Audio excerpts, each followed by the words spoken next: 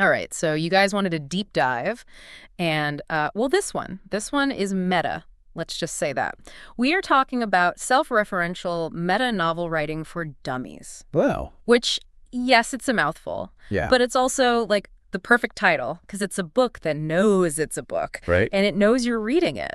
It's true. Have you ever felt like someone's watching you? Yeah, it's that feeling. It's like, It's unsettling. it is. And this book really captures that in a fun way. But to break it down a little bit, we're dealing with this idea of a meta-novel. And essentially, that's a story that's aware of its own fictional nature, you know? Okay. Like, imagine you're watching a movie, suddenly the characters turn to the camera and they start talking about the script. Right?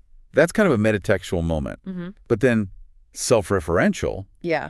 that takes it a step further. Yeah. Because now that character is also commenting on you watching them. Oh, okay, so they're winking at the audience. Exactly. It's a very deliberate wink, and that's what Mike Wolfe, the author, does in this book.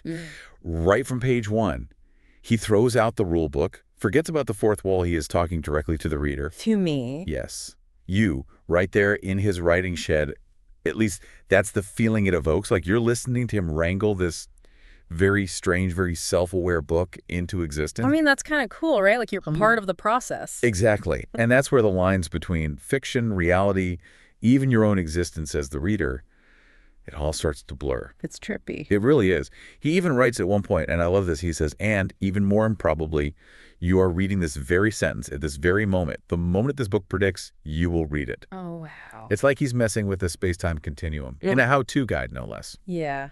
It's meta, man. And that's the beauty of this format, because he can use that humor, that playfulness, to really make us question things that we maybe take for granted, like how do stories work? Who's really in control? The author, the reader, the characters themselves. He's basically saying, let's break down all these walls and just see what happens. And just when you think you're getting a handle on things, he throws in, like, God. Oh, yeah. But not in a preachy way at all. No. Just like casually mentions God as if she's, you know, a character in his writer's workshop, cracking jokes, and, oh, by the way, admitting she created the universe because she was bored. Yeah. It's hilarious, but then it also makes you think. Exactly. I mean, on the surface, it's this very funny image, right? Yeah. A bored God. But then when you actually sit with it for a second, it starts to make you question everything we think we know about creation, about purpose. Totally. Like, are we all just products of some cosmic to-do list? Is there a bigger plan? And the best part is, Wolfe doesn't pretend to have those answers. He just throws it out there, lets you marinate on it. So it's more about asking the right questions, not necessarily finding all the answers. Exactly. I like that. It's kind of like he's saying, hey, maybe the meaning of life isn't this big dramatic thing. Maybe it's in the everyday, even just like reading a book about writing a book. Yeah. And, you know, he doesn't shy away from showing us just how messy that creative process can be. Oh, no, not at all. I mean, we see his struggles with self-doubt, writer's block. Oh, yeah. He even has this really harsh inner critic. Oh, man. His inner critic deserves its own book, honestly. Like, Right. At one point, he's trying to convince his muse that he's destroyed the book, the very book we're reading, by the way. And the inner critic chimes in like, dude, that's pathetic, even for you. It's brutal. It's like this whole tennis match is happening in his brain. But with, like, existential dread. Yes. So good. But you know what I love? As crazy as it gets, it's also so relatable. Oh, absolutely. Like, haven't we all felt that pressure to create, that fear of being judged, that voice in our head saying, you're not good enough? Yeah, all the time. And he just puts it out there, you know? Yeah. No pretense, no filter. It's refreshing. Totally. And by doing that, by laughing at his own self-sabotage, I feel like he's giving us permission to do the same, you know? To embrace the chaos of it all and maybe, just maybe, find a little wisdom in the absurdity. 100%. And speaking of wisdom, you know, one of the most surprising things about this book is how he tackles this theme of death. But it's not like a depressing thing. No, not at all. He doesn't see it as this big, scary ending. It's more of a transition. Right, just part of the cycle. Exactly, like a natural part of the universe's grand plan.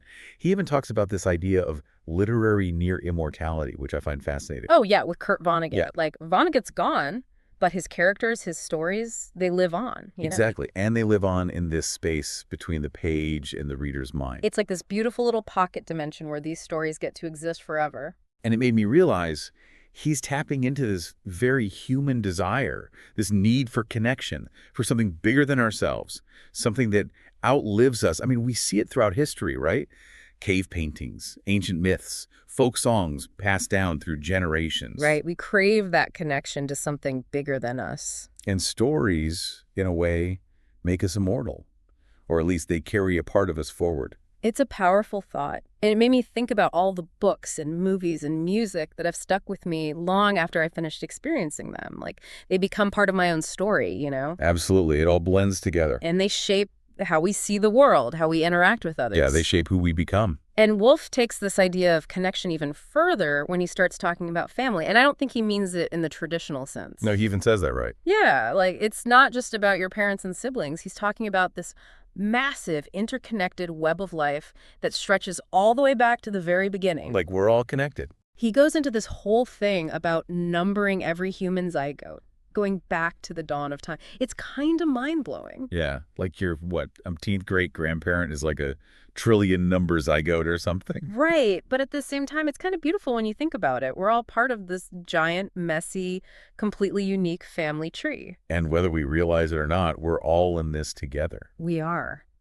And, you know, that perspective shift, I think, is crucial to understanding his message about imagination, too.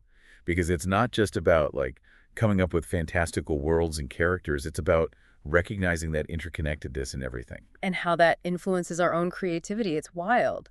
And speaking of imagination, can we just talk about how hilarious those scenes are where he's trying to lie to his muse? Like, he's trying so hard to convince her that he's destroyed the manuscript. Dude, those parts had me dying. It's like, dude, we know you're lying. We're reading the book right now. Right. Like, we're in on the joke. But the effort, the sheer desperation, it's just too funny.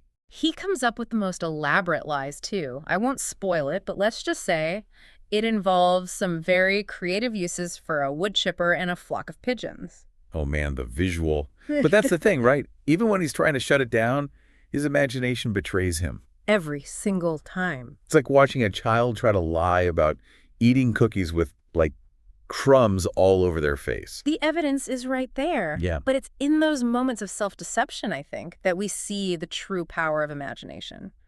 Because it's not always pretty, it's not always intentional, it just is. Right.